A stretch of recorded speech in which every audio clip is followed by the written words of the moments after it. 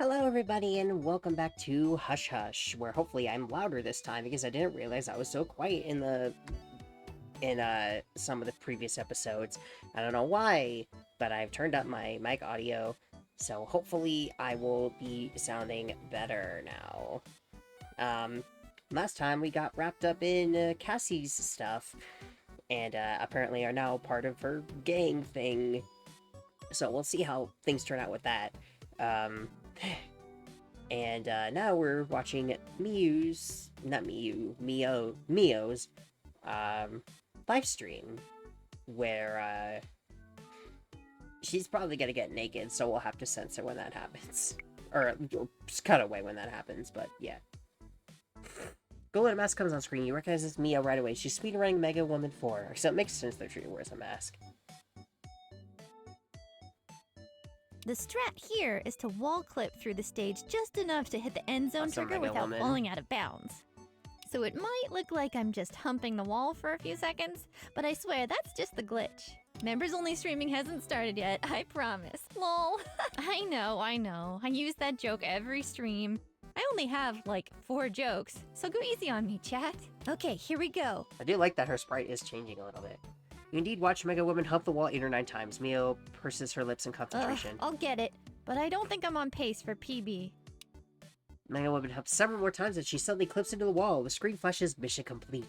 Yay! Good job, Mega Woman! Keep doing that and you'll pay off your college loans in no time.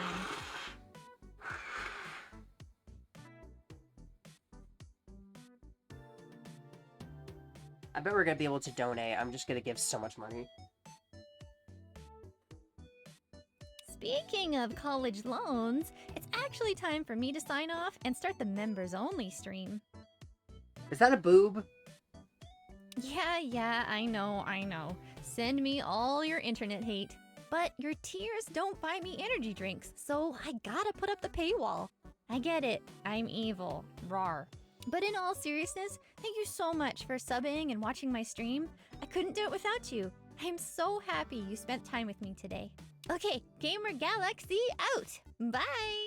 Gamer Galaxy. Oh! Embarrass the Gamer Galaxy superfan with cash. Oh, this is what I've been preparing for. The stream cuts out and a different screen pops up that says, become a member to access members only area. Warning, you must be 18 plus years to access this content. Enter your credit card information, hit accept. When the stream finally loads, the Mio is there speaking to your chat. Yeah, I'm so excited for Foible 3. But really, I love any game that lets you marry 12 waifus and customize their hair.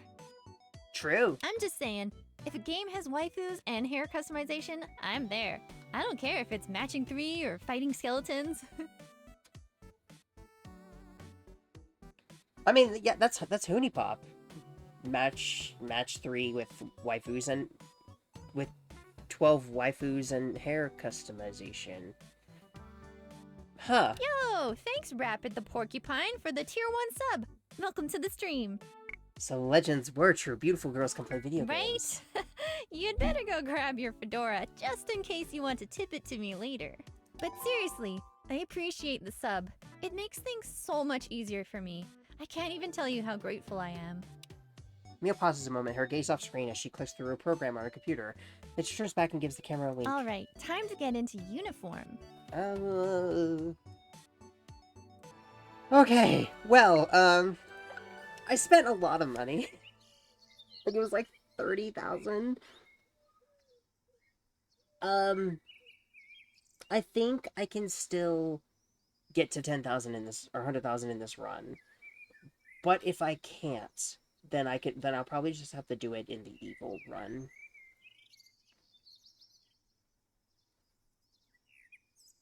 You wake to your alarm. It's the local news. It tells residents of Subrosa to hunker down. Then an ad for the mall comes on declaring 50% off umbrellas.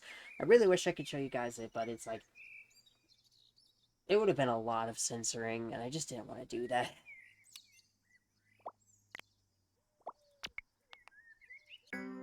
Oh, I hope that I can get it. Really bad dream last night. I don't really share dears one of those extremely vivid dreams. They're 2 weird-looking angels, girl with wings, Valkyries, and they just kept asking me all these weird questions about foxes and serpents. Anyway, sorry, I usually try to perk you up first thing in the morning, but I'm a bit of a fuck myself. Kind of sibling dream. Really weird. Maybe we watched a weird movie or played a strange video game recently? Anyway, let's not dwell on Midsummer Dreams. Now that my head is clear, I just want you to know I'm thinking about you. Have a great day, my... Sorry, I said that one early. But I'll let you wonder what I was going to type. Well, hugs. So you're in this game. Part of me is so sorry. I feel like I'm going to break down and bawl my eyes out. There's another part of me that wonders if maybe you're my way out. So I'm going to do something I normally don't do. I'm going to hope. I hope most of all you haven't made a terrible mistake. I guess we'll see. Glad you're with me, though. Thank you for the most incredible... incredible day of my life. Thank you. Oh, sorry.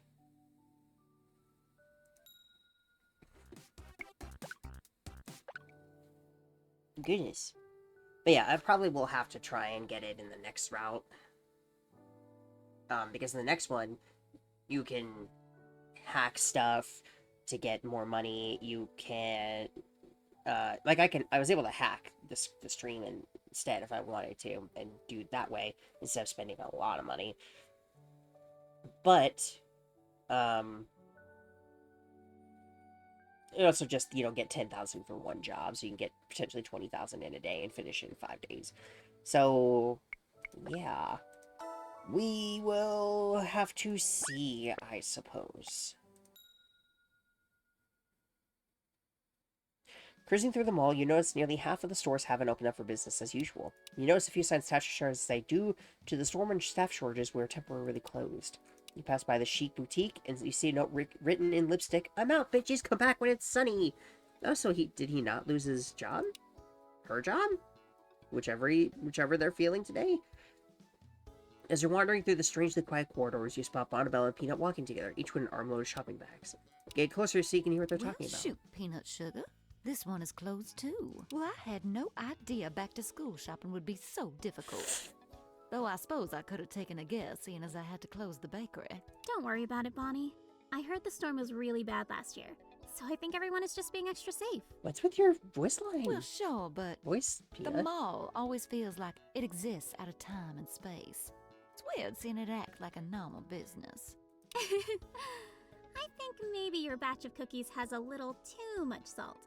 Don't you think? You know, I applied 4 times to open up a kiosk in this place. Just a little old stand so I could sell some muffins. The board of directors has it in for me, I swear it. Who turns down fresh pastries?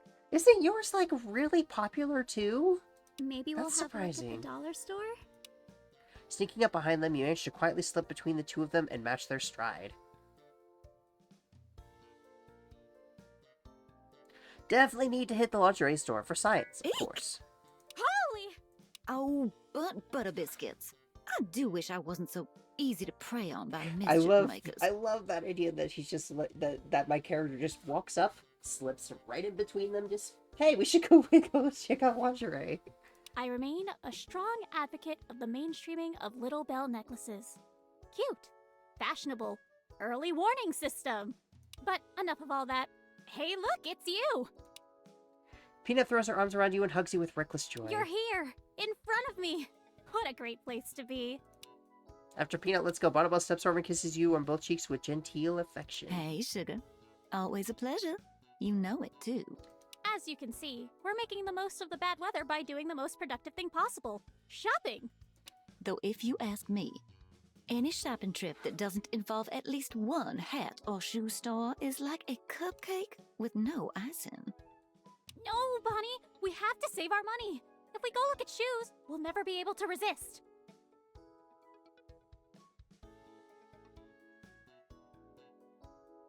Can't I just try them on? Just for a little old minute? I saw these cute little black heels just down the way.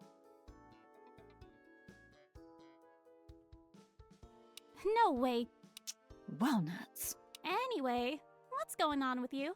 What's on your mind this rainy day? She's genuinely in awe that one family could be so beautiful. Two of them stop in their tracks, blindsided by your compliment. They look to each other in shock, then begin to laugh incredulously. Wowzers! Gosh!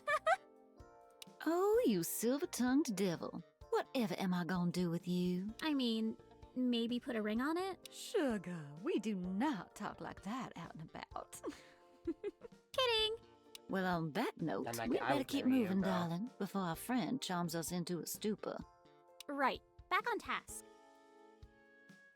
Take care, sugar. And thanks for the little morale booster.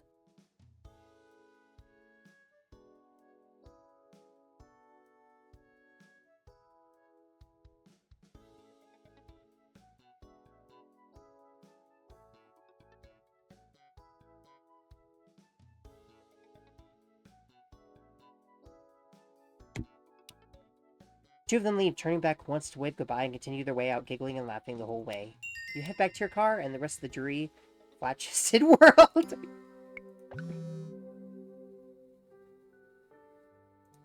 Detective Fumi, meet me tonight at the Love Hotel on 69th Street. I've got some serious shit to show you. Come alone, your life depends on it. I always, not always come alone. It lets me when I was pouring cats and dogs, I inspired to her level of sarcasm. Anyway, just want to let you know, drop a line and let you know what I'm up to today. I've got an important errand to run this afternoon. That's not a bad errand, just an errand. That's all the details you get. Then I'm hitting the pizzeria. If I'm lucky, there might be something special waiting there for me. Anyway, feel free to join me if you feel like hanging out with the coolest dame in town today. Ciao, love.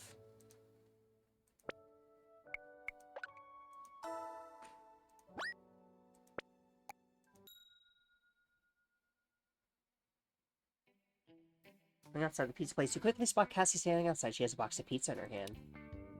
You step out of your car. She saunters over to a Cassie stride. She has a knowing smile on her face. Sweet cheeks, feeling hungry? I've got something that's gonna rock your little footy socks off. I snatched this pizza from the back alley just now. It's a fancy pizza that Luigi makes special for rich types. It's got gold leaf, truffles, caviar, all kinds of nonsense. It costs like $5 grand.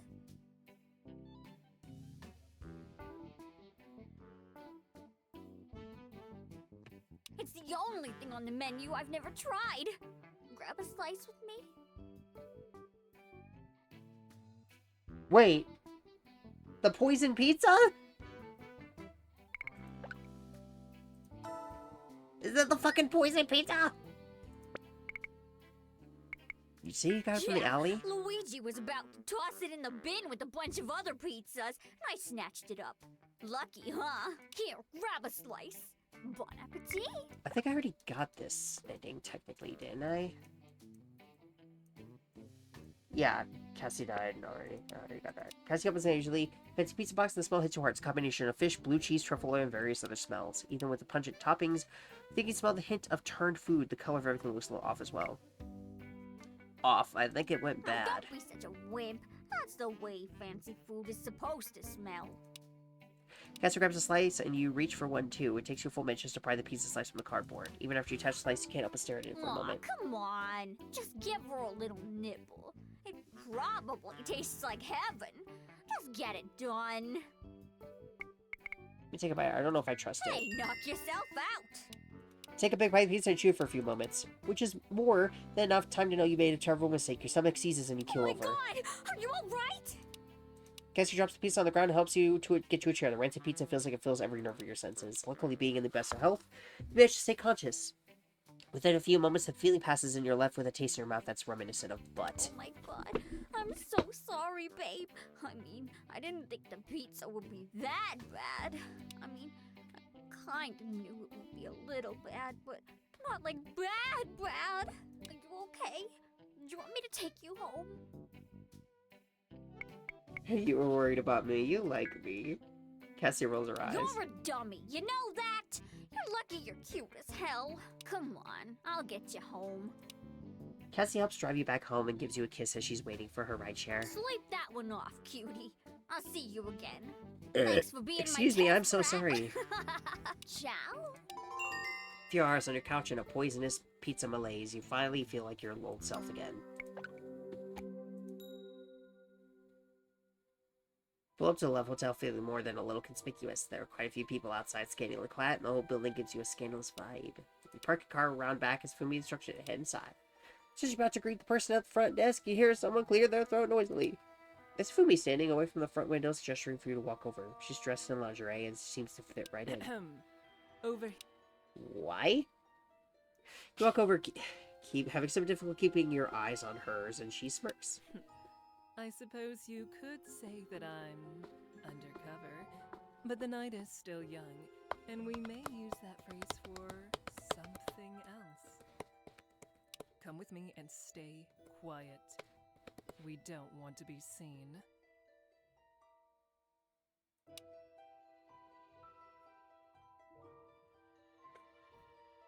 She leads you up several flights of stairs, down twisting hallways until you're fairly certain you won't be able to find your way out.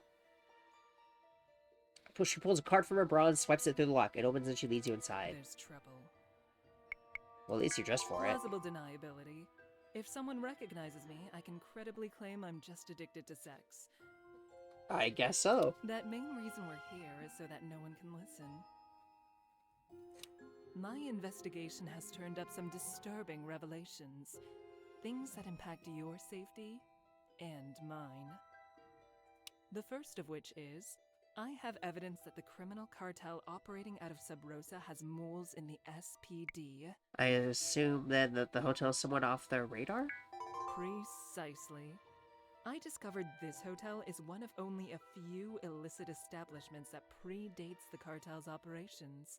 These are only honest, hard-working cuddle sluts here. Cuddle slut. You cannot reveal what I'm about to tell you to anyone. Consider it top secret. The chief of the SPD, Saji Kawase, has been receiving threats for a number of years now, correlating with a major bust he made during the 90s. I believe that the cartel is aiming to hurt Chief Kawase and his family, possibly even assassinating them. I know you are close with the chief's daughter. Is her targeted, are you sure? It stands to reason. The threats are of an extremely personal nature and very specific. When Chief Kawase pulled you over, I wasn't aware that you had a personal connection to him. Naturally, I became immediately suspicious of you. After all, you were already on my radar as a possible person of interest. But after reviewing the details of this case, and the original bust Chief Kawase made, I think you just happened to get caught up in everything. But that makes you extremely valuable as... how should I say this? Bait. You are extremely valuable bait. Yeah, I thought that's where this was That's going. because you're an exceptional person with excellent deductive skills. I've looked into your friend Cassie's file. She's been giving the SPD locations of drop points, lists of persons involved, all sorts of information. But if it's true that there are moles in the SPD, she is most assuredly in terrible danger. I need you to stay close to her and the chief's daughter, and inform me on any matters when the cartel is on the move. Cassie is your way in. Do whatever you can to earn her trust and, hopefully, theirs as well. While you work on getting inside, I'll be taking my findings I love to the FBI. this story, because I love that it's connecting multiple characters together. Because obviously we have Cassie is connected to the police, who is connected to Chief Kawase, who is Iroh's father. So it's like, those two characters are connected. And then this might have something to do with the house and Quill as well, considering she probably witnessed a murder, so that connects her too. I don't think, and then I think the other two are just kind of on. I do think Elle and Neo are just their own thing. But it is cool to have these, like, characters kind of connected together. If you or Cassie discover the major operation going down soon, phone me the details. I'll come guns blazing with You'll the come? cavalry. Good to know. If you agree to do this, I'll ensure Cassie is left out of any ensuing legal fallout. Do we have a deal? Let's get those dirtbags. Excellent. I'm with you. You have my number. If there are no other matters to discuss, we can leave. Separately. You go first, and I'll follow in about 30 minutes. So, anything else? Just go to waste. Oh, thank God! Yeah. And we are back. We had sex, although I didn't really care, because to be honest, I don't really like Fumi that much. Can't shake a feeling of dread tonight, neither can Quill. She demands belly rubs, which help a little, but only a little. You dreamt of Fumi last night. She was berating you for wrecking her time machine? You liked it. She was naked. Fun reference. I wonder if Marshmallow does exist in this world. Considering how many there's a lot of references to him.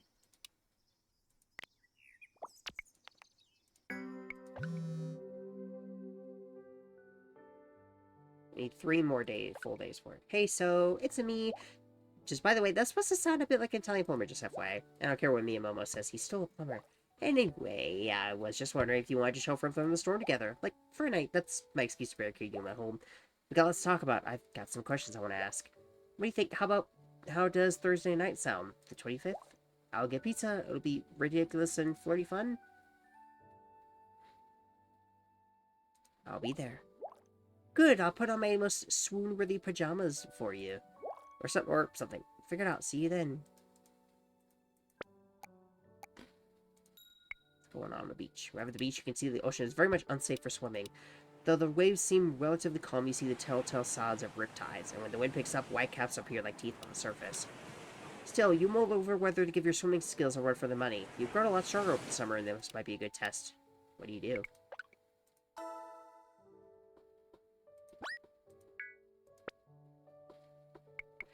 Go for a swim! After an awkward jump to the waves, you dive into the ocean and embrace the waves. More than once, you feel yourself getting pulled in the wrong direction from shore, and there's even a moment where you're surprised at the riptide's pull. Still, you push yourself to the max and emerge from the surf exhausted, cold, and triumphant. You head for your car shivering, aside perhaps the swimming season may not be over. Or may be over. After you catch your breath, you head out.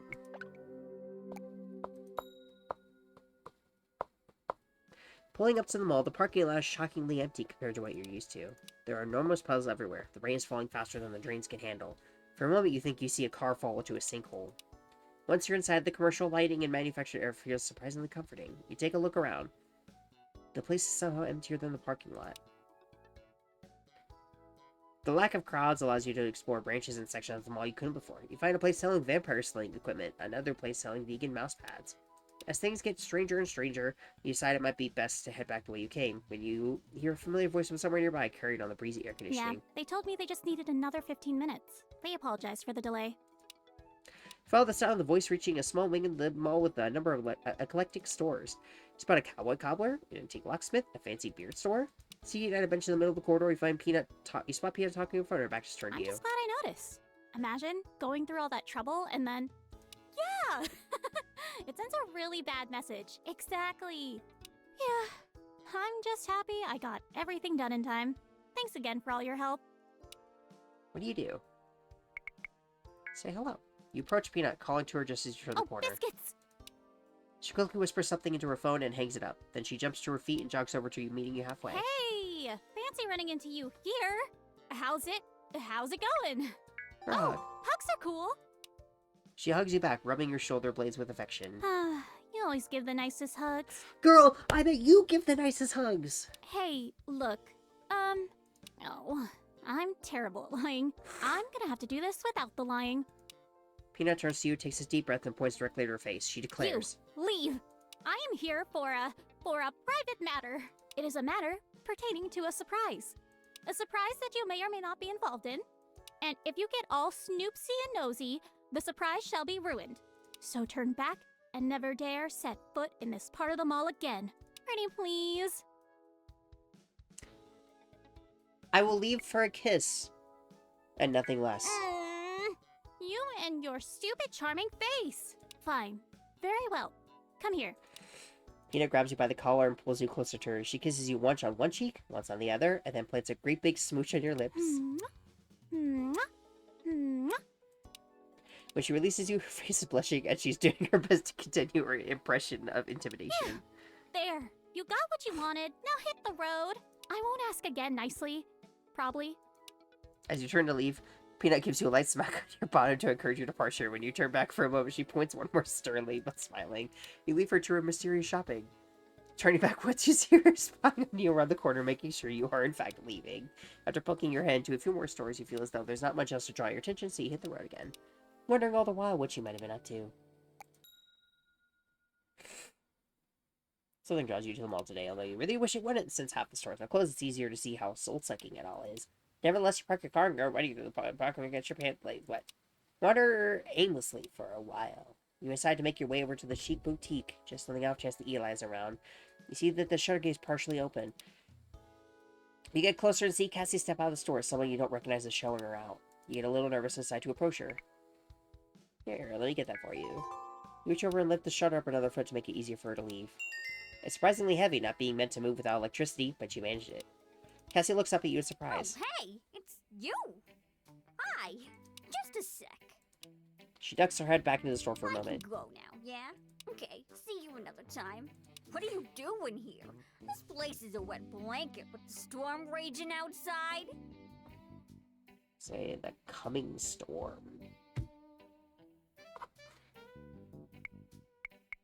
Just walking, saw your pretty face, wanted to see that pretty, hear that pretty voice. Oh, sweet talker. I could listen to your random compliments all day. Truly. No, I just had to drop by the boutique and a few other stores, and with it being less busy, now was the perfect time. I just had to talk to some people about stuff. Tell me, girl, you know you can trust me. Yeah, you're right. I just stopped by some places today to return a bunch of stuff. I heard Eli got into a bit of trouble for missing inventory, and I felt really bad. And after everything else, between you and me, well, I just wanted to make it right. So, I called up the head office and told them I would be coming in to return stuff. And they said they wouldn't press charges if I did. So, yeah, I did that. And now I'm super embarrassed, but... Cassie hesitates a moment, then she rushes towards you and gives you a hug. She squeezes with all her strength. When she lets go, she gives you a kiss and smiles. Just... thanks for being there for me. You're good people. I'm glad I ran into you here and told You guys say that a lot. I feel like I've got a huge weight off my chest. Anyway, I should split. See you again soon. Take care, sweet cheeks. She walks off, turning once to wave goodbye, then disappears around a corner. Make your way back to your car, your feet getting a fresh dose of parking lot pool water. Then you head off to continue the rest of your day. Just a quick message to say that it was so great seeing you today. I've been super busy the last few days. It feels like the summer's going by so fast. Let's make sure we get at least one more chance to hang out. I'm sure we can figure out something fun to do together that won't break our wallets. Anyway, don't forget, you're the best. Talk again soon. Hugs. Wouldn't be surprised if this is where we meet the stalker.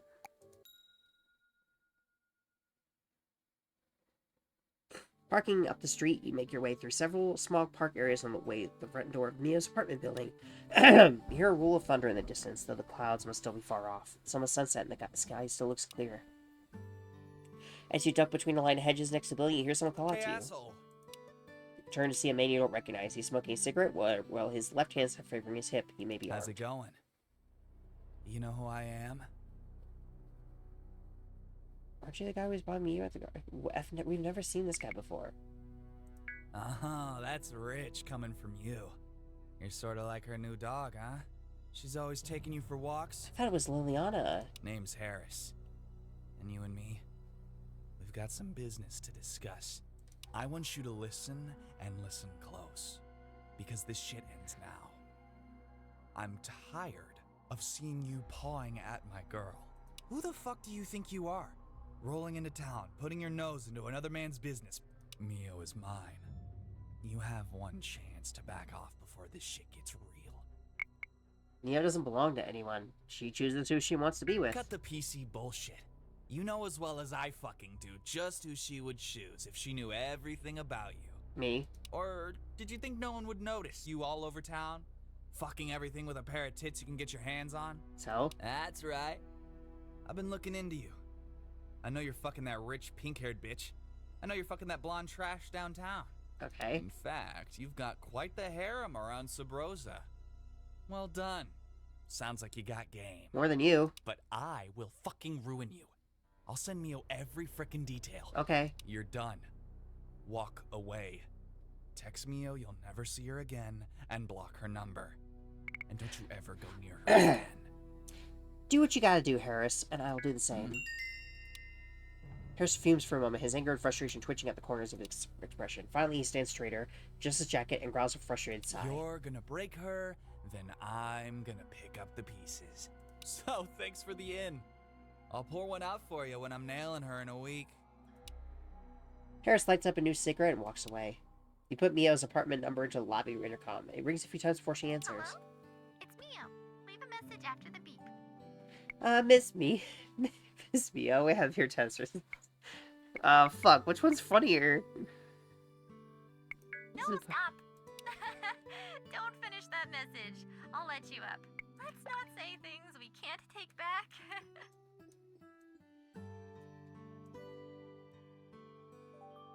Wait. Maybe not. Okay.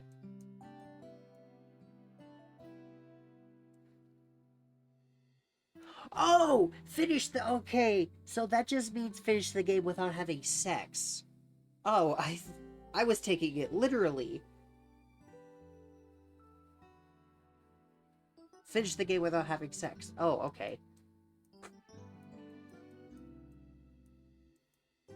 Where's the stuff for the stalker?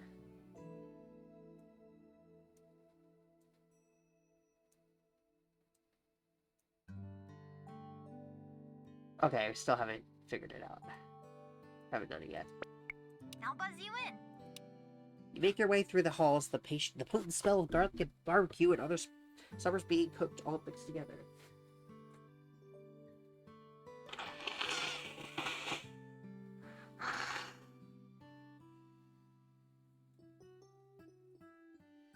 I have divine ordainment.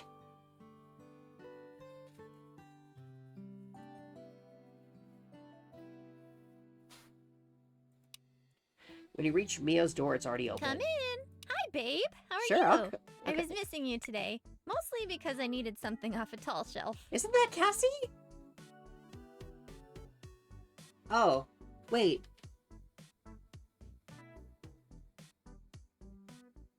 Is that supposed to be Tuxedo Mask? It kind of looks like him. Oh, she has a Bulbasaur! She has a little Bulbasaur. That's a weird controller. There's a... Oh, the Wii... The Wii U. Not the Wii U. The Wii thingy. Aw.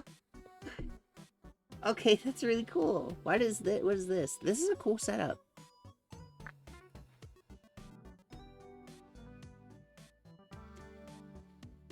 Oh, that's just Crush Crush. That's just Crush Crush. That's what that... I'm pretty sure that's what that says. This is a cool frickin' apartment.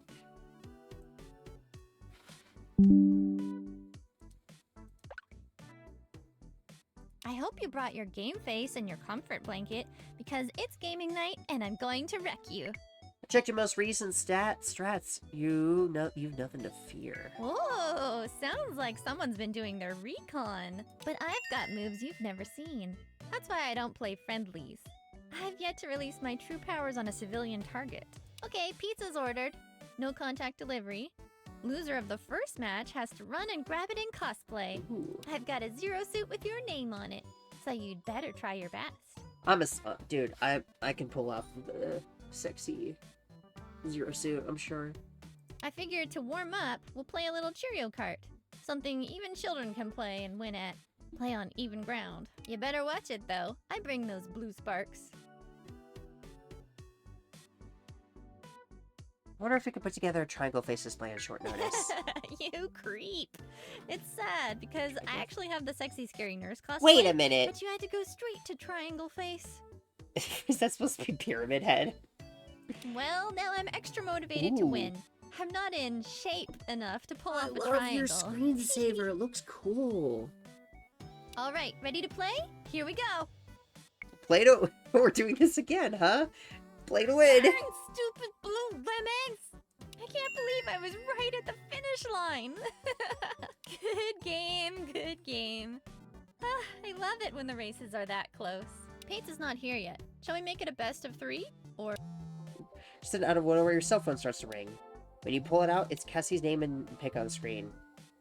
The name is still Heart Cassie, heart, and the thumbnail is still her flashing her breast. Mia spots this. For a moment, looks surprised. She turns away quickly, looking blank. Pause game. Shit, Oh god, I don't know. I cancel the Oh, call. you could have answered. Was it important? Just a fan, I'll Okay, call her back. cool. But if you want to check the voicemail to make sure it's not an emergency, please go ahead. Excuse me, just a sec. BRB. Yu gets up and leaves the room. Cheerio, card demands retribution on the screen. After a few moments, your phone doesn't notify you of any voicemails. Absent-mindedly start selecting and deselecting characters to try to get them to say a swear word. Suddenly it occurs to you they've been doing this for at least 10 minutes and you haven't seen or heard from Neo. Getting up to look for you, you're searching the entire house before you find her on the balcony. As she steps outside, she doesn't look up. Instead, her gaze is 1,000 miles away. For a time, she stands quiet.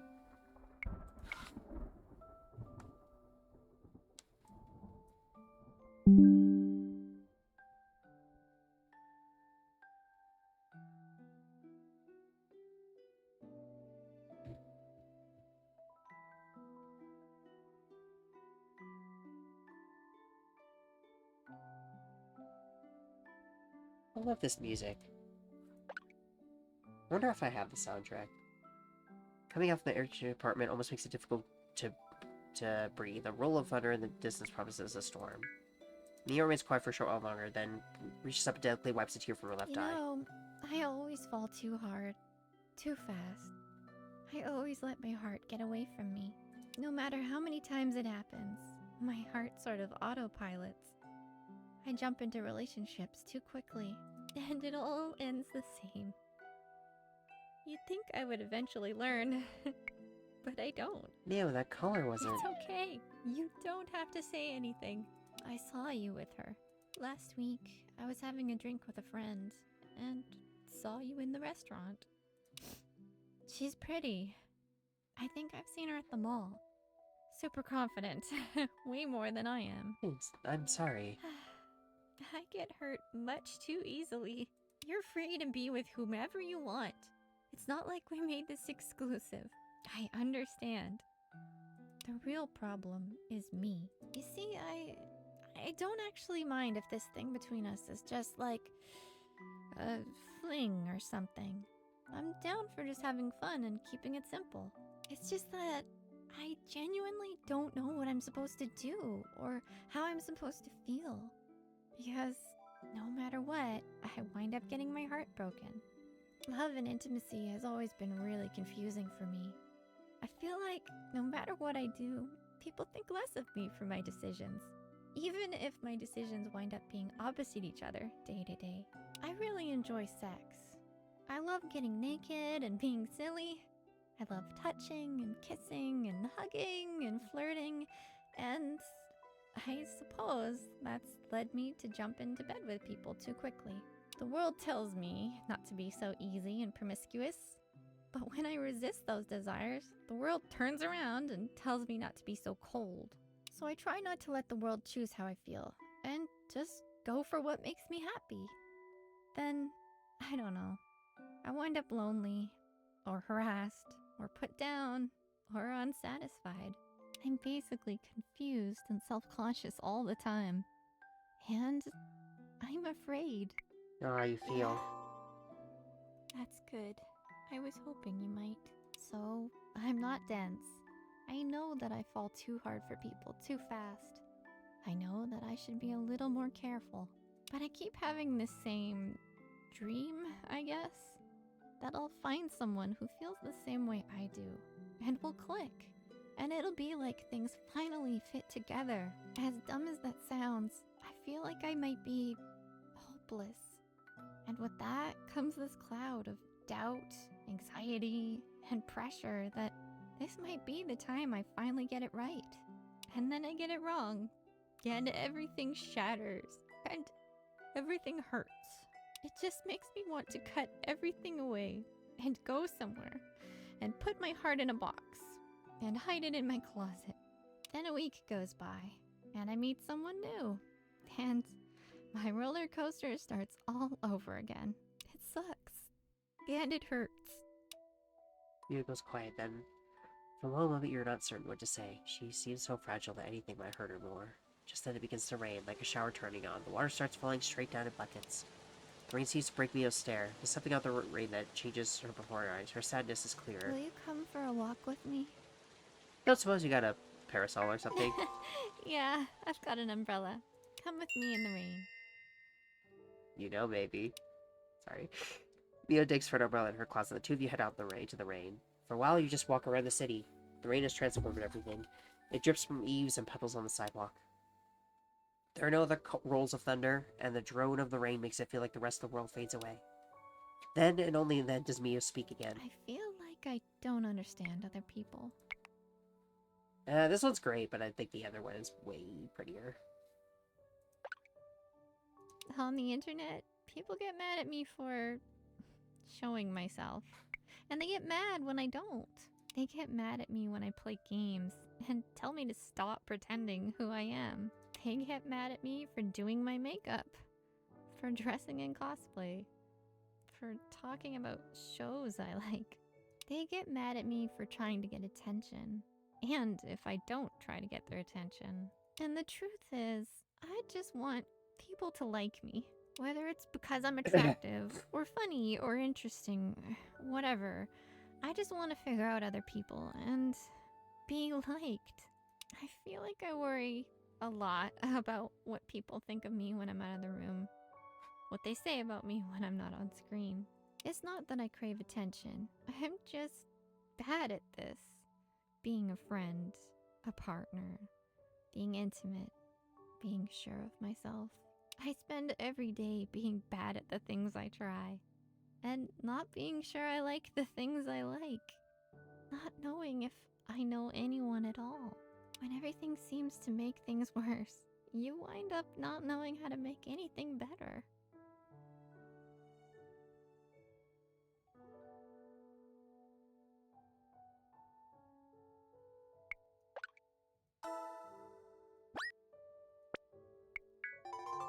Mia holds you. Currently, her fingers behind your back, burying her face in your shoulder. When she pulls away, she searches your eyes for a moment.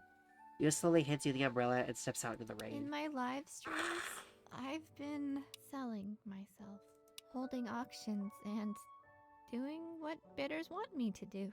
Like a cam girl, I guess. For a long time, I didn't really see anything wrong with it. I was consenting. They were consenting. I kept my identity secret. But lately, I've realized that I'm just so lonely. I don't want to do this stuff anymore, but I'm so addicted to being desired. I want people to want me so bad. I want to tear down all the things making me sad. I want to stop the streaming, the auctions, the secret life, because I don't want to be that person anymore.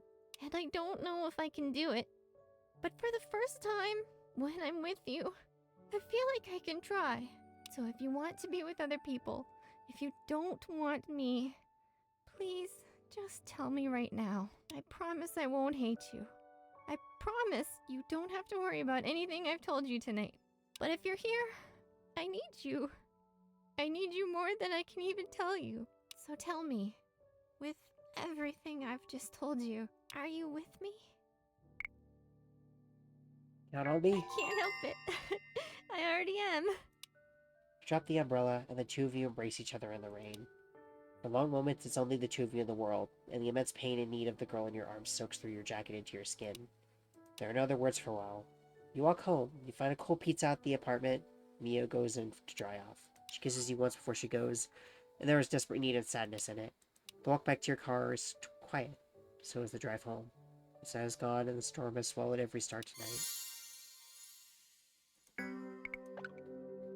I hope that was good. Check the local news before deciding what to do next. That's right, the Subrosa Mall is still open. Come buy stuff. You switch it off. The alarm goes off. It's the news. The storm has already claimed 5 lives. State officials are urging people to stay home, stay safe, and comply with all evacuation orders.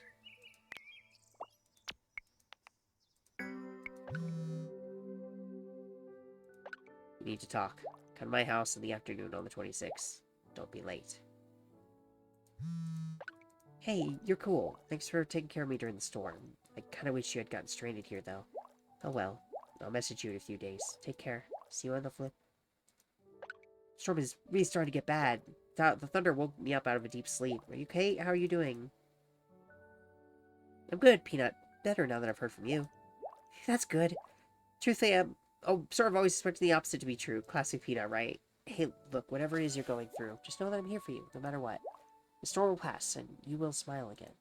And if you need to, take my smile with you and keep it in your heart, because that smile is your fault anyway. Be well, my dear friend. Hugs. And if I refuse, it's simple. You'll never see Elle again. I can put 1,000 doctors... 1,000 doctors? I'd rather sell this with words, see, than 1,000 doctors.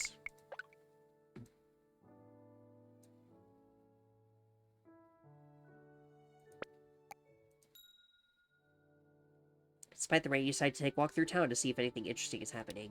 Sure enough, almost every store business is closed due to the storm. A few of them even have boards up, though it seems like overkill at this point. As you're passing by the third chocolatier store on the block, you see someone standing near the bus stop under an umbrella with their back to you. The person's wearing a pink dress, and you can see they got short pink hair. Looks like Elba's a bit hard to tell from the back. It's the other one, isn't it? It says the rain is so loud, you get super close before saying hello just to make sure she hears you. When you speak, she turns around in surprise. You immediately see it's not Elle after all, it's Bella. Oh, hey! It's you. The one who helped ruin my boyfriend's birthday party.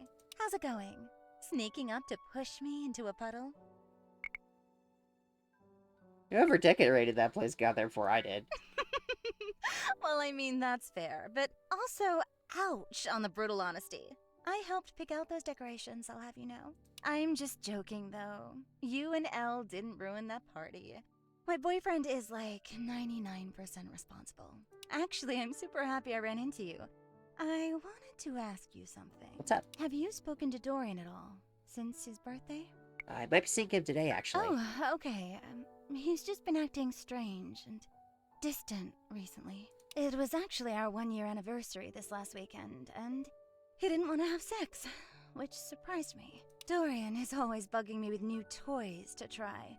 I bought this really pretty nylon rope expecting some fun, and he barely looked at me. Anyway, TMI, I'm just wondering what's going on with him. Hey, if what's bothering him is you, maybe consider dropping him an apology? You may save my sex life from ruin. If I can take one for the team, I will. Oh, thanks. You're actually really sweet. I hope Dorian notices. The bus pulls up then and Bella waves goodbye. This is me. Nice chatting with you. Ciao. Ciao. The door's closed and the bus speeds off down the road. Pretty drenched, so you decide hanging out in the rain is now the thing you want to do the least, so you head off.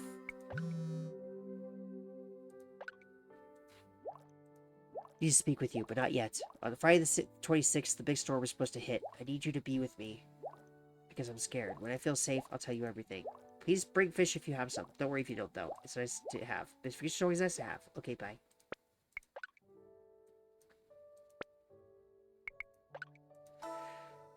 Yeah, things are really, really ramping up now.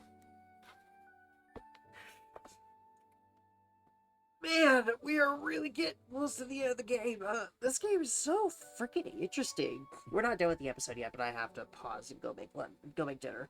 But man, this game is really getting like good and fascinating and interesting. Oh my god, I'm excited. I'm so excited to see everything. It's just the way that all the stories connect together, the way that they actually reference the fact that people see you with other people around town and everything.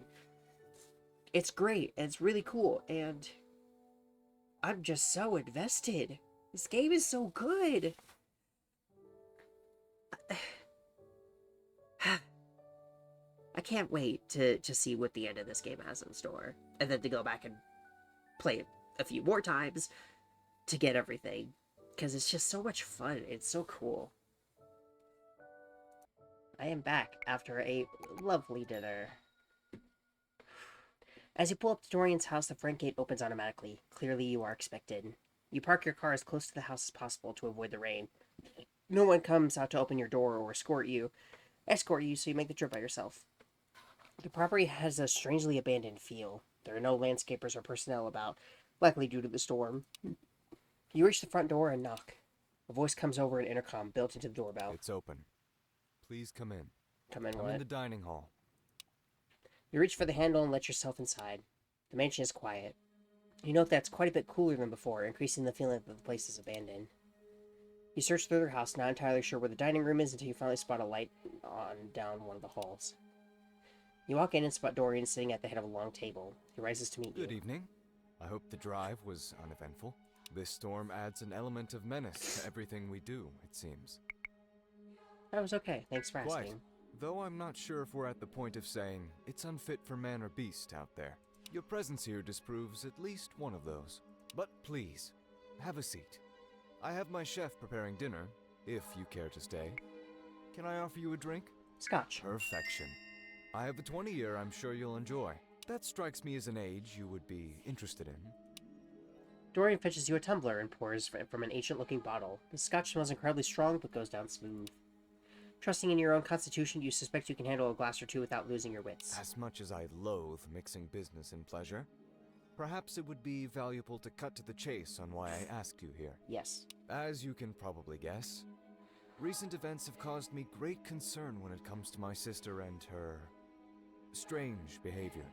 It would be easy to conclude that you are the catalyst of these changes, perhaps even the culprit.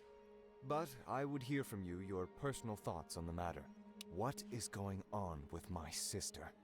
And what do you have to do with it? If you're talking about your birthday, you need to have a better sense of humor. She was being playful at best, a little drunk at worst. Actually, my birthday was the very least of my concerns. Though, albeit the most publicly embarrassing, truth be told, it's the small things that are concerning me. The missed weekly calls, the missed lunches, the missed doctor appointments. In the span of a few weeks, my sister has exhibited drastic changes in personality and priorities. I am concerned. Our father is concerned. What do you know of my sister's ailment? Besides the fact she takes frequent unscheduled naps. I mean, it's not just narcolepsy, right? She's not an invalid. While I appreciate your faith in my sister's self-efficacy, I can see you are misinformed. My sister does not have what many people think of when you say narcolepsy. What she has is much worse. Elle has a form of brain damage, which she sustained during her childhood. While she seems perfectly capable in terms of personability and taking care of herself, the truth is, the injury also affected her decision-making and her perceptions. She has, at various times, accused my parents of abuse. She has told her doctors that I abuse her. She's told me you abuse her. She's also told me that she wants to become an astronaut, or a chef, or an industrial welder. She has, what our family calls, flights of fancy. Strange, almost incoherent observations of the world, which don't make sense. She also suffers from invented memory and short-term memory loss. All of these symptoms have been abating over time, becoming less severe, less pronounced, until you. Your influence in her life has led to an acute and catastrophic reappearance of her symptoms. Her personality has become inverted. She's become willful and stubborn and combative. Whereas before she expressed nothing but a desire for abstinence, she now openly admits to powerful sexual desires for you. Okay, that's... To put it simply, you are ruining Elle. No. She is not in good health. Your influence is exacerbating her condition, and I'm deeply concerned she is going to harm herself. Now, tell me, are you prepared to take responsibility for what may inevitably happen if you continue to see her?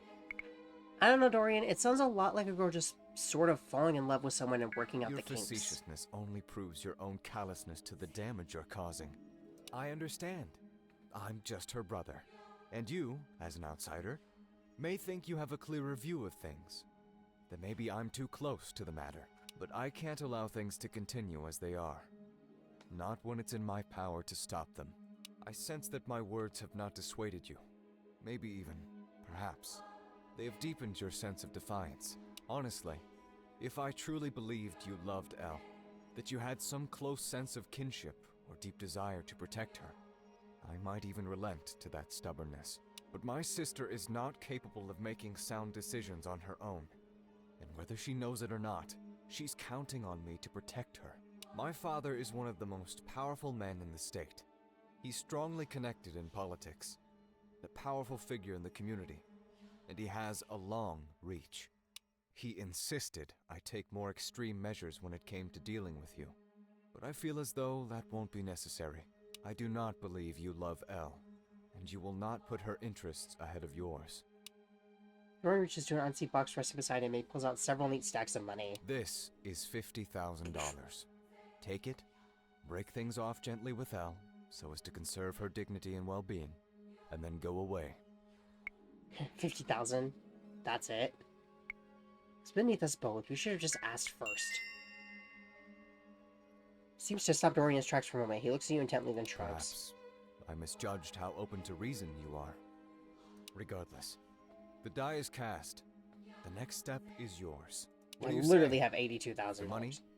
Or else, well, my father will want to get involved then. He's less patient than I am. The choice is yours.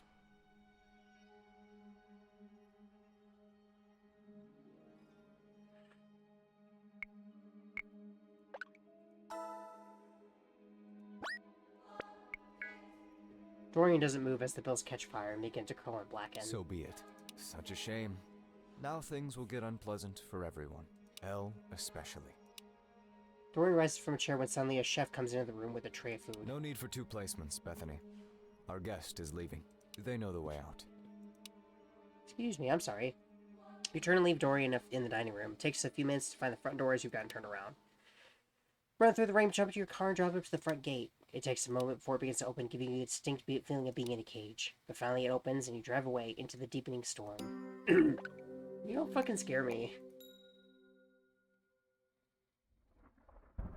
As you're driving home, the storm is brewing up again. A roll of thunder overhead promises that lightning is near, and the wind is blowing hard enough to topple trees.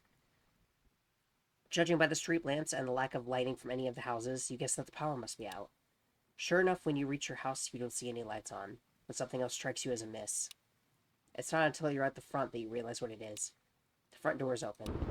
Another burst of thunder loud enough to rattle the house windows erupts as you walk inside. You flick the light switch just to be sure, and the lights stay dark. You call out for Quill, but there's no answer. As you quickly inspect the house, you almost step into a pile of broken glass. You kneel down for a closer look, and it appears to be the remains of a cup. You call for Quill again, more desperate this time, but only the thunder answers. Now you're running room to room, calling for Quill, frantically searching for any evidence she's home, when you stumble upon her in the kitchen. You find her sitting on the floor, her legs tucked to her chest, rocking back and forth with her hands holding her head. No.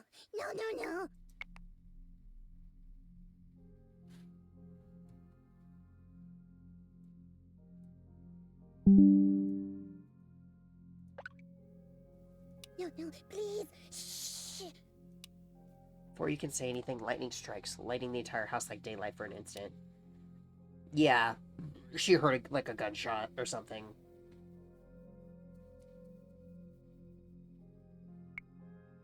It's a high-pitched groan that shuts her eyes to her pieces of speed rocking. Quill, are you okay? It makes an indication that she's hurt. She continues to rock and whisper quietly to herself. Quiet. You reach over and flip the switch for the kitchen light, just in case the power comes back on, then decide to sweep up the broken glass in the other room. When you return, Quill still hasn't moved from her spot, and she still hasn't shown any sign she knows you're there. Shh. Quiet. Be quiet. Please, no more. A sudden rip of thunder startles her and she screams. Quill hides her face for a few moments, sobbing and gasping into them. Then she immediately clutches her head, though suffering from a terrible headache, and continues to rock. You're not sure if you've ever seen someone have a breakdown, but you imagine this is what it looks like. Yeah, pretty much. Blow up a paper bag and pop it? What the fuck is wrong with you? Sit down opposite Quill. You take a seat in front of Quill, your feet almost touching hers, but make no further move to interfere. It's only after the thunder's finally abated for more than 10 minutes that Quill's rocking finally slows and comes to a stop. However, she still seems unable to look at you. Whatever is wrong with her, it's going to take more than soothing words for her to snap out of it. Pat her head? Quite surprisingly, Quill doesn't shrink or recoil from you touching her head. In fact, she stops rocking, and the sensation seems to calm her a little bit. She makes a soft growling sound, her eyes still closed with anxiety. Quill continues to cower. Find something to eat. Reaching above your head, you pull a banana off the counter and begin to eat it. Although Quill doesn't open her eyes to look at you, she becomes still. You hear her stomach growl. She snips. Those are yucky. Kitties prefer tuna. You take a quick look at the cupboard and find a can of tuna. In fact, you find 20. Searching through the kitchen drawers, you're unable to find a can opener until Quill points to a small drawer in the kitchen island. Inside, you find 5 can openers, all designed with very skinny paws. You open the can, drain the water, and hand the can to Quill. She holds it in front of her for a few moments, not moving, until finally opening one of her eyes. She looks around the room and asks, Are the loud noises all gone for the day? As though to answer her, thunder booms overhead. Quill freezes up again, almost dropping her can of tuna.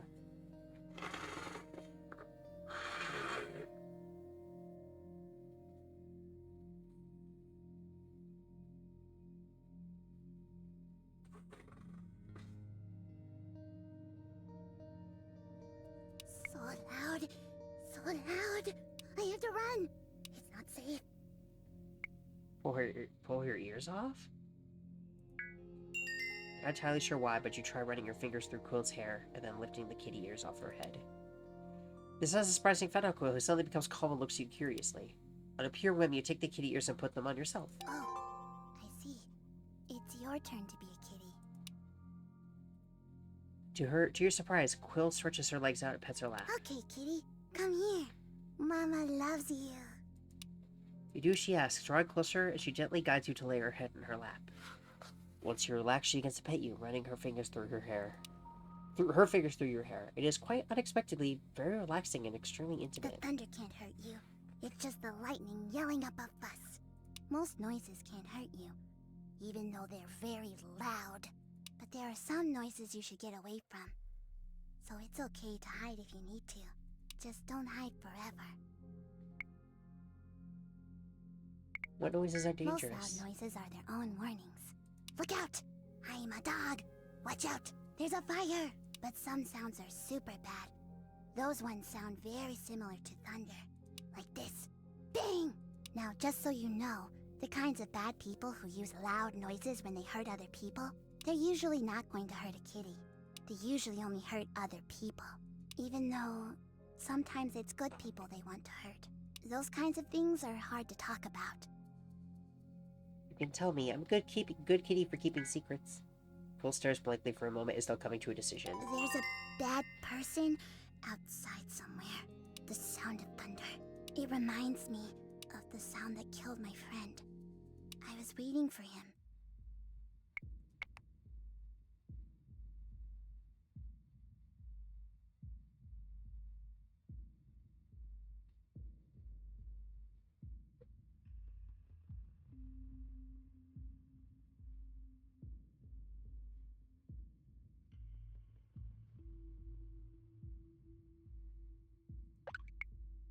In the alleyway, he was looking for someone. Other girls, he told me. Like me. Girls he needed to protect. What's that?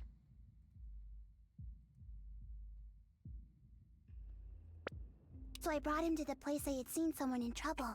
A sad girl. Very lonely. She wasn't a kitty, but she was definitely cute enough to be one. But while I was waiting for him... Gunshot? No. I saw it too. I was hiding behind a bin, but I peeked around just in time. And a bad man go bang!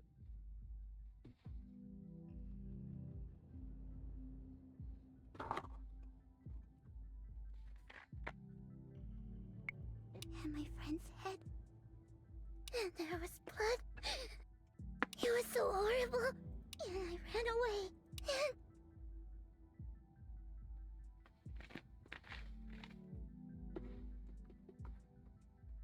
So enough, Quill. I've heard enough. Okay. Thank you. It's very difficult remembering these things. They make me sad. Quill stares blankly ahead for a few moments, completely absorbed in her memories. Suddenly, the lights come back on. Oh, good. The buzzy lights are back. I wonder why they went to sleep. Okay, I'm ready to be kitty again. I'm hungry, and I'm going to eat some tuna. Thank you for making me feel better. Quill licks your face and hops up off the floor. She takes a can of tuna into the living room and sprawls out on the couch to eat it. Soon she's watching another documentary on jaguars and eating gobs of tuna with her hand. You don't think you'll get anything else out of her tonight, but at least she's safe. Excuse me.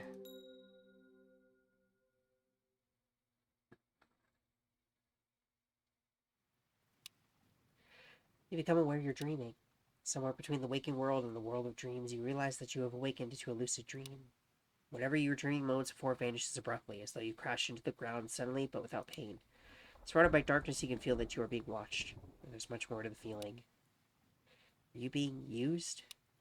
In the dream, flashes of images and sensations. The 5 girls, feathers, laughter. A creeping dread that you were being. Suddenly your phone rings. Pulls you completely out of sleep. Your eyes snap open, your heart racing. The dread vanishes. You check your phone and realize the call's from Peanut. Answer it. They accept and say hello. I'm so sorry! Look, I know I say that to you basically all the time. I know it's late, I know it's stormy and terrible out, and I know phone calls are basically the worst way to communicate. You actually woke me up from a nightmare. But I Thank woke you. up with such a terrible feeling of deja vu dread badness that I had to call you. Fucking... That's so sweet. Because that's literally what I do with Ark.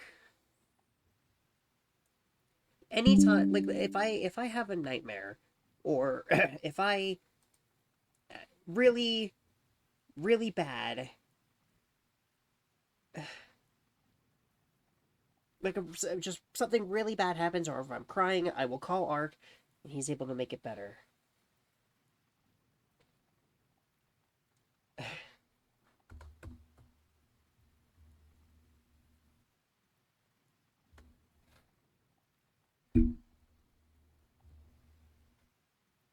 So, extremely relatable.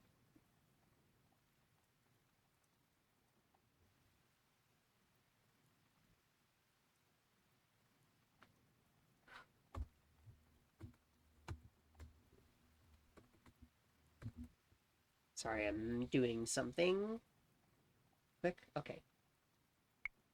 I know this makes me sound like a crazy stalker weirdo, or a loony goonie that believes in psychic powers, but if you will forgive me just this one time, I will never ever call or bother you ever again.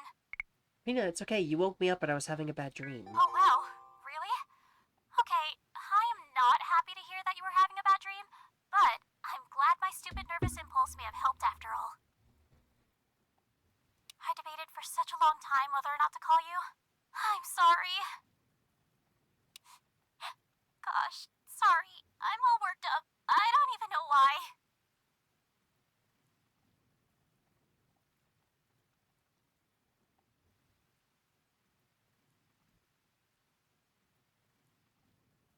Okay, let me just take a deep breath. Okay. I'm okay. Are you okay? For real this time. Not just panic peanut mode. I'm okay. Hey, I'm not usually the kind of person to... Okay, I normally don't do this kind of thing, but I can tell there's something really, really bothering you. I know how it can feel to be away from home with the weight of the world on your shoulders.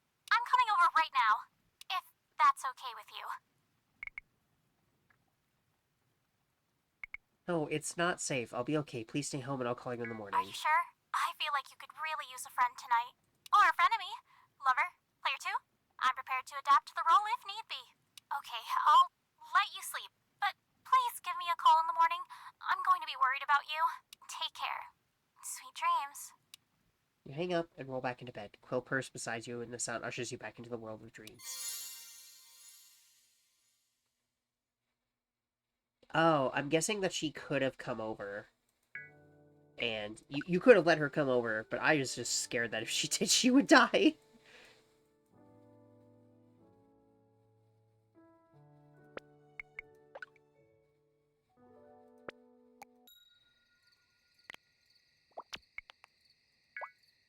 As the night comes and the wind grows stronger, you feel a sense of vertigo, that you're losing balance and the world is racing towards some dark inevitability. The storm is raging outside, the wind roars, the rain drips. The next few days, everything is on the line. No pressure. Such a friendly name, Marisa. Very close. Do not drop by until the storm is past. Please do not purchase pre-ground instant coffee to hide your odor. This will be considered a last resort. Thank you. I look forward to serving you more when the world no longer feels like it's coming to an end. Hey, it's Peanut. Last night was one of the most criminal nights of my life. Something.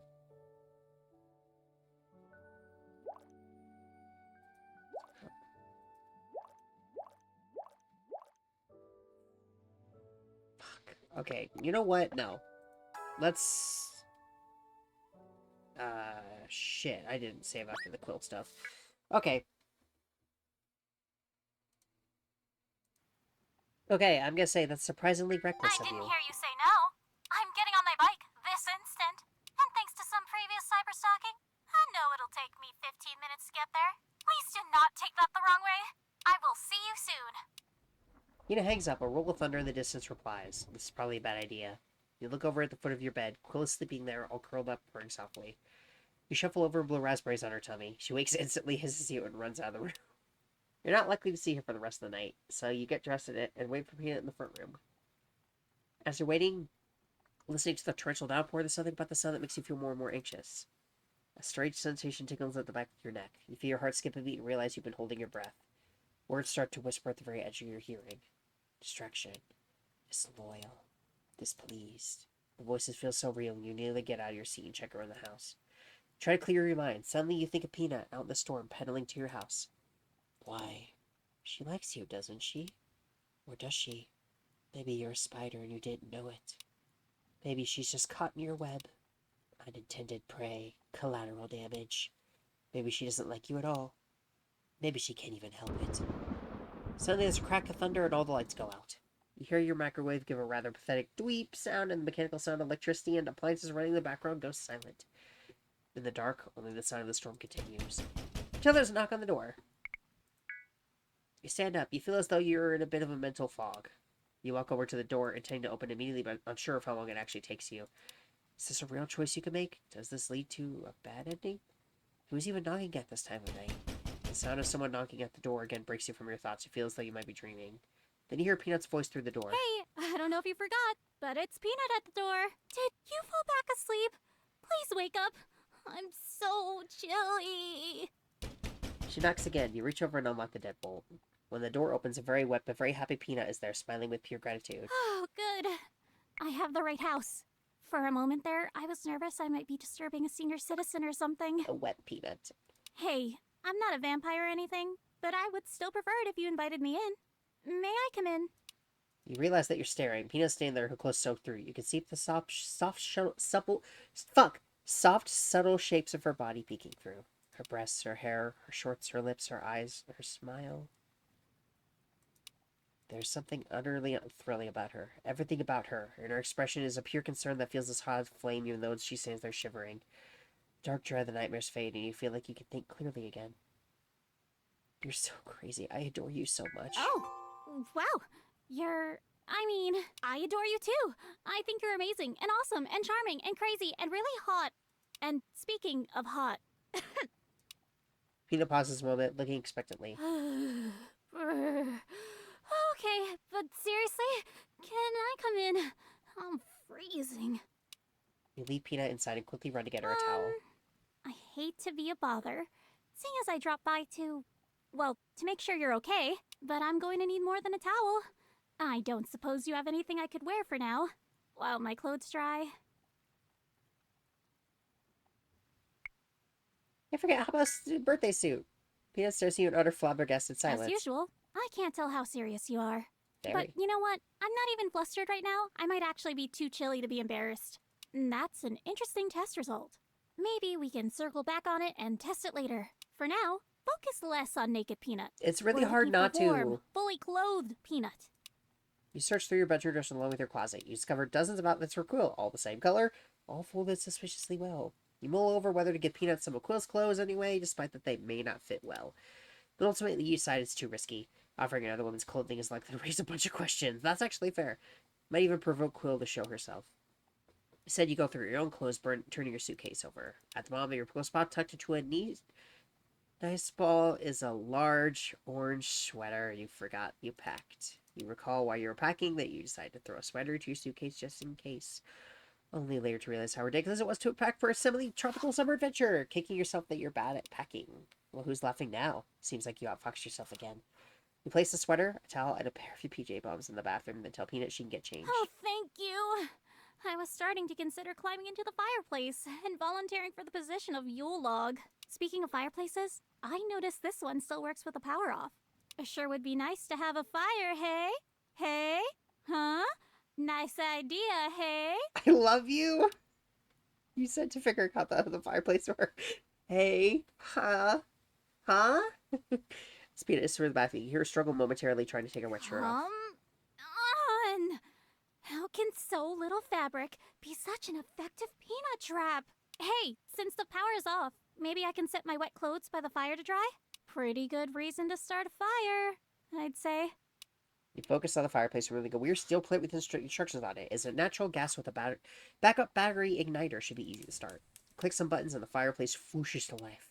Slight chill in the air begins to disappear almost immediately. You rub your hands and enjoy the warmth. After taking a moment to get 2 glasses of water, you sit down on your couch and wait. Oh! God! Oh!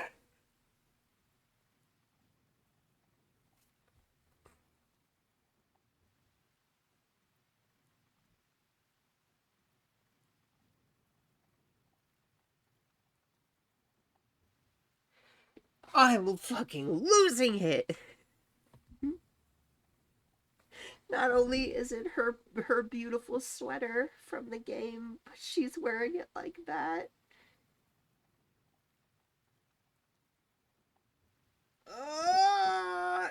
I'm fucking dying. So, as I was pacing and freaking out a little bit, I've realized the MC saying that giving her other women's clothes would be kind of weird. Doesn't that kind of imply that they wouldn't be able to pass it off as their clothes? Which would imply that they aren't a woman, which wouldn't make sense because they've literally kept the gender ambiguous the entire game. I mean, maybe you could say that Quill's our character has different proportions to Quill's outfit, so it definitely wouldn't seem like hers. If you... No, that's what I'm going to go with, because I choose to believe that the character is a woman, because, gender is ambiguous. You were always able to choose which gender you wanted in Crush Crush, so I would think that they've gone out of their way for have everyone be basically bisexual. And I just gonna keep up with that. It looked fantastic, like it was made for you. Thank you. I was really surprised when I saw how it looked in the mirror. I mean, the complete lack of other clothes might be skewing the results here, to be fair. Okay. Sort of a confounding variable, but I'll gladly take the compliment anyway. Peanut walks around, sits down across from you. She folds her legs beneath her and curls up against the arm of the couch. She spends a moment getting comfortable, fidgeting while staring off into space deep in thought. Finally, she laughs. I'm not sure if I mentioned this before, but I actually wrecked my favorite sweater just before I came on vacation. It's really silly, but I was super attached to it. Had it for a very long time. Spent a lot of frosty mornings, curled up in it with a coffee and a book. It was a gift from someone dear to me, and I can't believe I'm going to tell you this for no reason. I actually cried when I wrecked it. Is that silly, to cry over a sweater? I feel like it's gotta be on the silly list.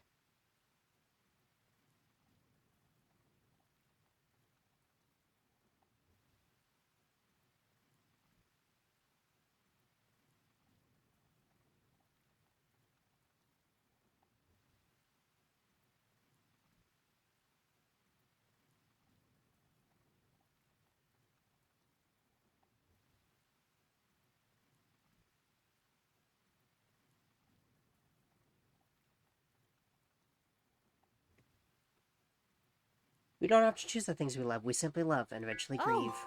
Wow. Man.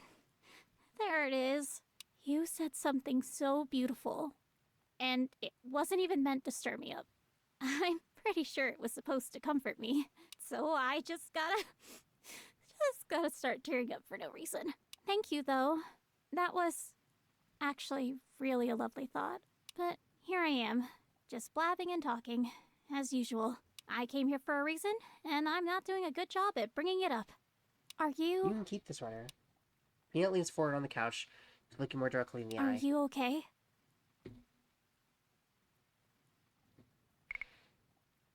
good enough ups and downs, you know? I definitely know that feeling. I often find myself in a whirlwind of good fortune and terrible disasters.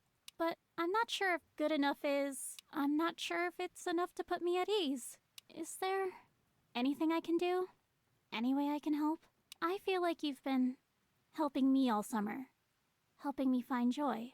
And fix my problems. And I feel like sometimes the people who go around fixing things often can't use their tools on themselves. So they can't call for help. They can only answer. Does any of that make sense? More than you know. Peanut nods sadly. I can relate, I think. I'm not as good at fixing things as I think you are, but I'd rather try to fix someone else's problems than my own, quite often. I want to be your friend, your backup, your peanut. So, if there's anything you want to tell me, or just to say out loud, I can be a human being for you, if you want to talk. Not in Subrosa for vacation, I have a job to do. It must be a really upsetting thing. I couldn't even begin to guess what it might be, but I can see how it's weighing on you. Whatever that job is, though, I feel like if it's important and terrible enough, I can't think of anyone with a better heart and a sharper mind for it than you. Peanut waits quietly for you to continue. With my feelings for others second-guessing my own intentions. I see. That's for sure a terrible burden to have. Doubt is a deeply harmful kind of suffering. Sort of like regret, it doesn't live in the present with us. It dwells in the future, and brings an agony we're in constant waiting for. But we can only look to our present thoughts and feelings, and decide whether it's enough to go forward with. I've seen you laugh, and care, and protect. Whoever's feelings you're struggling over, I'm certain they are incredibly fortunate to have you. I've been honest with you. Please, don't be worried about me. I don't want to be the reason for any of your stress or anxiety. Don't worry. I like you too. And I haven't been fully honest either, I'll have you know. I am a peanut full of secrets and lies. But don't worry. I trust you. I don't want you to be anything but you. Whatever you give to me, I'll cherish. I've got a dangerous road ahead I'm not sure I can handle. I don't know much about danger. I tend to live a very quiet, gentle sort of life. But for what it's worth, the first time I broke your watch, well, I thought you were the most dangerous person I had ever accidentally pissed off. Not from anything you did or said, just a feeling that I had stepped on the tail of a wolf, like a ghost had walked over my grave. You know, little did I know you were actually at least half a puppy dog. But I can confirm there's still some wolf in you. If there are dangers ahead, I feel a little sorry for the dangers. Peanut rises to her feet and walks gingerly over to the couch you're sitting on. She gently lowers to her knees next to you so that she can look you in the eyes. She softly caresses your chin. Can I give you a hug? Yes. Peanut crouches toward you, wrapping her arms around your shoulders. In turn, you wrap your arms around her waist, and the two of you embrace. In the warmth and intimacy of her hug, you feel as though the weight of the last few weeks lifts ever so slightly. As you lean more fully, she shifts her posture so that your head lies upon her chest. You embrace her even tighter, placing your hand on the small of her back. You breathe in her smell, and you can hear the deep music of her heartbeat in her chest. You're not sure how long the hug lasts, but it feels like breathing, like water slaked to an endless thirst. If it had lasted all night, it wouldn't be enough. Not even close. When Peanut at last pulls away, she looks you in the eyes and smiles. Thank you. You give great hugs. At last, Peanut slides over and sits in a more comfortable position. As she rearranges her posture for the briefest moment, just in case. Okay, I think we're good. I mean, they didn't show anything, but I was worried. So I actually really love that cheekiness about you. Whenever things get flirty, you tend to light up the entire room. And since I'm here to try and help you feel better, why don't we have a bit of flirty fun and play truth? You ask me stuff, I ask you stuff. We have to be honest. If someone chickens out on a question, they have to do something the other person tells them. Sound like fun? Mostly questions about specs and stuff. Okay, yeah, deal. Okay, I'll go first, because it's my game, and I call dibs. Let's start with an easy one. What's the naughtiest thing you've done in public? Or something in your top 3 if you can't narrow it down. I already got my answer, but you gotta go first.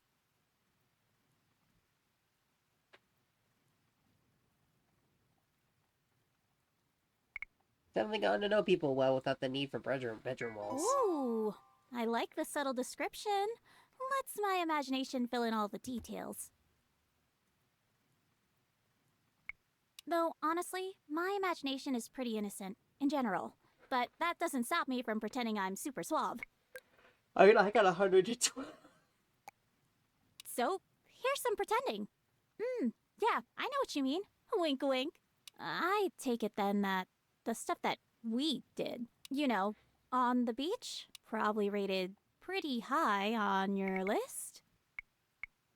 Oh yes, in more ways than one. Peanut pauses for a moment, seemingly frozen in place. Then she shivers suddenly. Ooh, brr. You just gave me a shiver down my back. Oh, I know that feeling. I'm lame. Ignore me. Hey, I'm going to give you a freebie here because I want to answer this question. So, it's your lucky day. So, easily, the naughtiest thing I've done in public is strip naked in a library and take sexy photos for a stranger. Okay, so this is... You have met Marshmallow. Or at least talked to him. So you have fucking met him. So Marshmallow exists in this world. Okay. Weird. Did I shock you? Huh? Was that answer just totally wild and crazy and unexpected? Well, I hope it was a little at least. It's basically the craziest thing I've ever done. At any moment, if the librarian had decided to drop by, they would have gotten a nice view of my, dessert. Gosh, I hope this doesn't sound too over the top, or weird, or anything. Sounds like quite the phone fling. Oh, it was. Afterward, I felt like I had this secret other life. No one knew there was this wild, reckless girl walking around among them. It was actually a real turn-on, having this naughty secret. So, all in all, it was a fun, sexy, naughty thing that I will probably never do again. Okay, it's your turn to ask a question. Okay. And actually, God, I that want has to do so this a many bit differently. implications, though. Because that's directly referencing Marshmallow, that he exists. And that you had that phone fling with him. Is that where it ended? Or did things advance further? But if they advanced further, then they would have been dating. And maybe they did date in the past and things just ended up... Huh. I have no idea. Then what does that mean for Marshmallow existing and the other implications? Oh, I have no idea. Why don't you ask a couple questions and then I'll ask a few. That way, we have more time to think up some interesting options. Okay, go. Ask me anything? What's your number one fantasy right now? Oh, yeah, that's a great question. And the answer is... Actually, the first one that comes to mind is kind of embarrassing. What's the point? Oh, whoops. I sort of walked into this one. Should I tell you? Yes. Okay, I'll tell you. But you can't make fun of me. So, there's this couple that has a dorm room next to mine. And see, the thing is, there's this flaw in the way that our walls are made. There's basically no sound barrier between us. And at night, when they, have fun, it feels like they're right there, in the bed, next to me. It's honestly really intense. And sometimes I've, sort of made the most of the excitement. And now there's this part of me that wants someone to maybe hear me having fun too, and to make the most of it. I can't believe I told someone that. I've been holding that in for months. I mean, if you can hear them, they can hear you. No. Are you crazy? Imagine that they stopped. Imagine me running into them after. I would curl up into a ball of devastated shyness. There's an icebreaker. Hey, I've been listening to you guys at night. Mind if I sing along during the chorus? You give me way too much credit for bravery. I am not brave. I'm Peanut. That was a good start. What else you got? Comes rather quickly when called. Well, I'm not really much of a runner, but maybe if the... Oh, wait. You mean... Oh! Yes. You could say that. Actually, you could say, whisper it, yell it. Since you asked me so coyly, I'll try to answer this one likewise. Let's just say that all it takes is a bit of loving attention to my two friends here, and the magic happens. What's the least amount of work it's ever taken? Well, I wish I could tell you that it took at least a friendly spin cycle to get me over the line, but the least work ever was this time at the gym. I was trying to do pull-ups.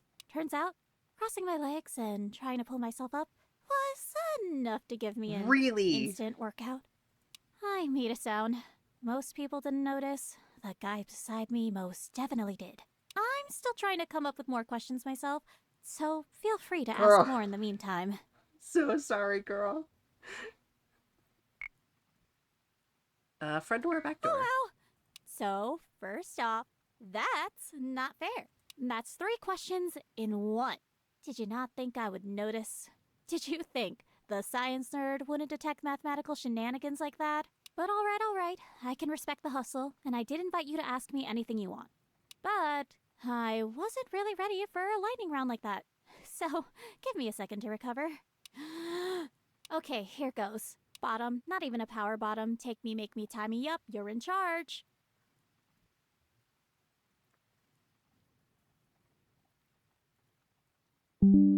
I'm gonna fucking die. I swear to God. I can't handle this shit. Bottom, not even a power bottom. Take me, make me, tie me up. You're in charge. Likewise, sub. Kinda dig the whole at your mercy stuff. Can't speak from experience. Can only confess what has given me the honey glow when I imagine it. And front door. Front door for sure. Though, maybe open to exploring? Yeah, that's the spirit of a starship captain, to explore strange new worlds.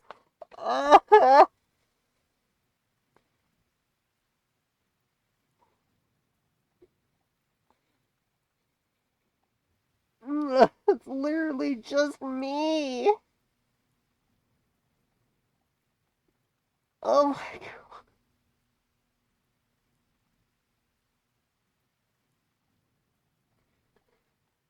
God. Let me label that last one curious. Always curious. I'm a curious gal.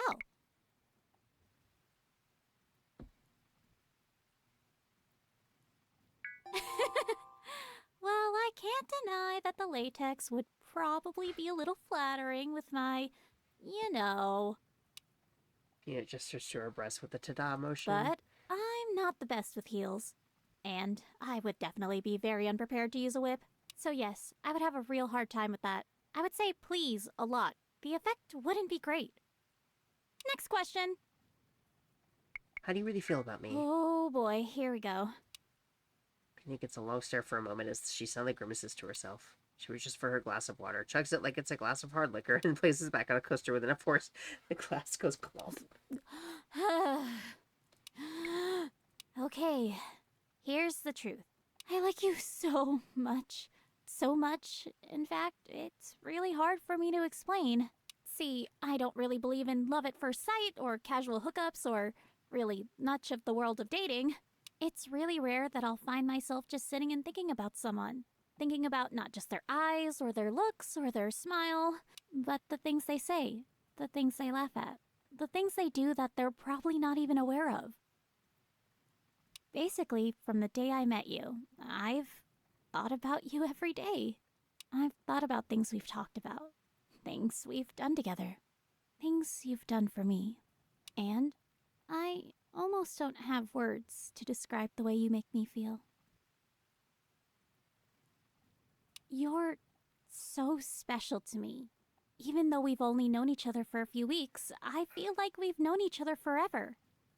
I find myself wanting to just be with you, talk to you, be silly with you, touch you, kiss you, and, well, I think you know, but I have this terrible doubt in the back of my mind that, while yes, you are amazing and charming, and so completely overwhelming, I'm like fucking crying.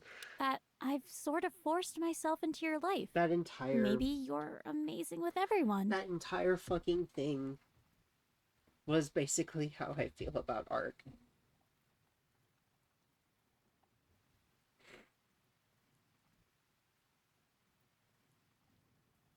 That entire thing. Just, I think about you every day. I think about all the stuff that I want us to do together.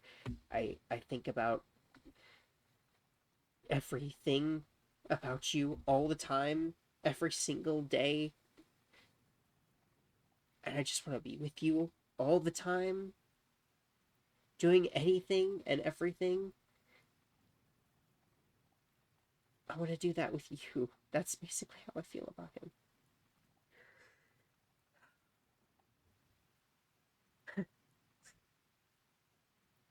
Gosh, she really does embody me in so many ways, doesn't she?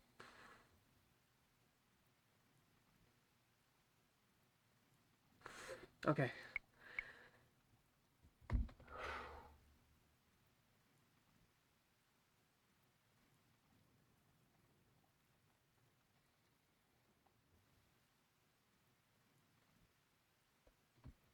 So, the truth is, I'm really deeply infatuated with you. I dream about you. I fantasize about you. I practice conversations before we have them. And that's a lot. Way too much to complicate your life with, I imagine. I don't want you to feel like I'm a situation you need to deal with. I just want to spend as much time together as we can, doing whatever brings you happiness or more. I have no idea how to segue away from this very awkward silence about to descend on us. Please say something quickly.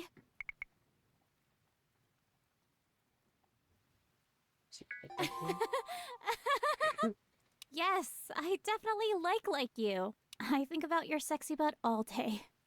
I can see this Same all for comes Ark. as a shock. Anything else? You should ask a question Okay, now. I guess I should. Peanut clears her throat but does not immediately speak. Instead, she gets a troubled look, sighing and rubbing her eyes for a moment. Sorry, I'm not very good at these kinds of games in general. But in this case, I mostly wanted to hear you talk, to answer your questions, to make you happy. I can't really think of more questions because... Give me one more sec. Peanut goes quiet. Her expression becomes suddenly distant. She pauses, closing her eyes seemingly in quiet turmoil. When she opens them again, they dart back and forth, staring into the distance, showing that her thoughts are racing. Finally, after a very long pause, she gets a sad expression. Her voice sinks with apprehension. Okay. There's something I would like to talk to you about that's been bothering me. Something that... Something I did? Huh? No! No, nothing like that. I promise this has nothing to do with something you did. The thing is... Look, I need to apologize for something I did. I feel really weird about it, and I don't want to hurt or confuse you. For the moment, you want to make a joke about her breaking your watch on purpose, but the way her eyes shimmer with heartfelt sorry, you let her speak uninterrupted. The night that you and the night we went and looked at the stars, I did something I never do. Could never have imagined doing. And I'm worried I may have changed things between us. In a bad way. Do you know what I'm talking about? I mean, I seem to recall I mostly did stuff to you. Oh, yes you did. And it was incredible. I've never... The moment you started having me, I was instantly overwhelmed. I felt like you were injecting pleasure directly into my brain. I'm still reeling a little I bit. came when you sucked on my nipple. I came again when you went inside me. I almost completely lost control. I felt like I was going to pass out from pleasure. And your hands were so strong. You could have pinned me down and done anything to me. Sorry. I'm getting a bit excited. Just, That makes two of well, us. that's a bit of a relief. I barely even got to get started returning the favor before that stupid cop showed up. Oh, wow. I just realized I never thought I would ever say a sentence like that. Good for me, I guess. Anyway, distracted. I need to say this before I let myself forget to. I'm sorry I came on to you so strong that night. I'm sorry I got so physical so fast. I'm sorry if I acted in a way that surprised or disappointed you. I have an explanation if you want to hear it.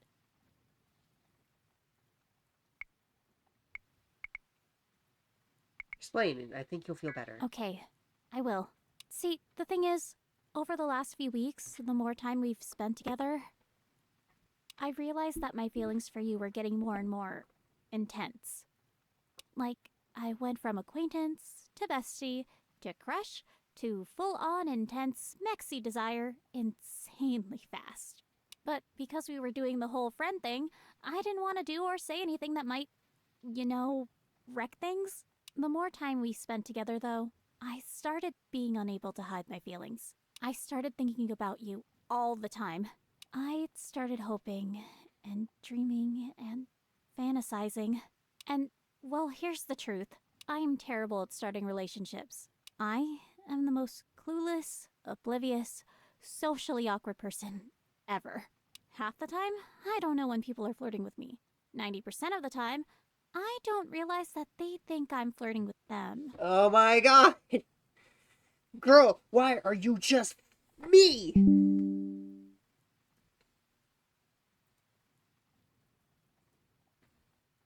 Why are you just me? Maybe that's why I like her so much, because she's just me. Well, I don't like myself, though. I don't know, she makes it cute. And in the past, I've missed out. A couple times. On a couple people I didn't make my feelings clear for. And I swore I would not do that this time. I promised myself that I would be bold, that I would share my feelings, be aggressive, and let the person I was crushing on know that I wanted them to do things to my body. And do things to their sexy body. And I'm just no good at any of that. After the date was over, I realized that I may have come across as selfish. Or worse, a catfish? Is that the word? Maybe you liked regular peanut. Maybe I messed things up. And I've been so worried about it ever since. So, was I right? Did I mess up? And if I did, do you forgive me? I shimmer with intense nervousness as she relates your reply. It was awesome. I like every version of Peanut. That's amazing. Thank you. She shifts over next to you and hugs you. I like you too. Peanut gazes outside. From the looks of it, the storm has let up a little. Peanut gets up and touches the shirt and shorts laid by the fire to These dry. are actually just about dry. Nice. She returns and sits down beside you, curling into your side a bit. Well, I came over here to try and make you feel better. But you've sort of just made me feel better. Which I guess shouldn't be much of a surprise. You're a special person. Mathematically improbable, 1 in a billion. Maybe someday, I'll make you feel a fraction of the joy you've made me feel. You sexy goof. Peanut allows herself to just be close to you. One moment's pass in the flicker of firelight. I should probably go now. I'm keeping you from sleep. The storm has died down a bit. Definitely should take the chance. Thank you. Once more. She kisses you softly on the lips. You're incredible. Sorry, I want to make love to you, girl. You reach for her, eyes wide with surprise and excitement. Okay, let's probably stop that. We're done. At least for now.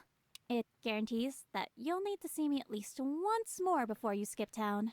Please keep it. Good night, my love. My lovely, sexy, amazing friend. I need to get home tonight so that Bonnie doesn't worry about me. But thank you. Thank you for being amazing. And thank you for the most incredible sex I've ever had. You're amazing. She kisses you once more, then she's gone. You go to bed and show all the glow of her still wedging with you. And all the very serious problems of the world whisper at the back of mind, once more you feel good.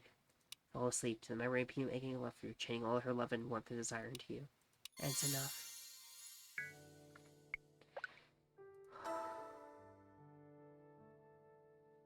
Okay, that's where we're gonna leave this episode. Thank you all so much for watching. Please leave a like if you enjoyed and subscribe to see more, and I'll see you in the next one.